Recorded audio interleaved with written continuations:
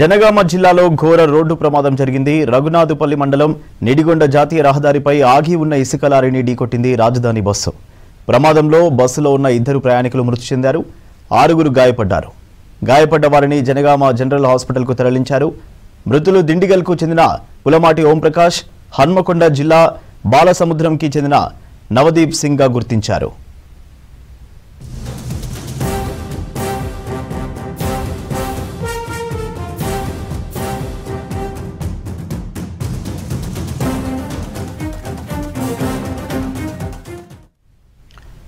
జనగామ జిల్లాలో ఘోర రోడ్డు ప్రమాదం జరిగింది. రఘునాథుపల్లి మండలం నిడిగొండ జాతీయ రహదారిపై ఆగి ఉన్న ఇసుక లారీని ఢీకొట్టింది రాజధాని బస్సు. ప్రమాదంలో బస్సులో ఉన్న 2 ప్రయాణికులు మృతి చెందారు, 6 గాయపడ్డారు. గాయపడ్డ వారిని జనగామ జనరల్ హాస్పిటల్కు తరలించారు. మృతులు దిండిగల్కు చెందిన పులమాటి ఓంప్రకాష్, హన్మకొండ జిల్లా బాలసముద్రంకి చెందిన నవదీప్ సింగ్గా గుర్తించారు.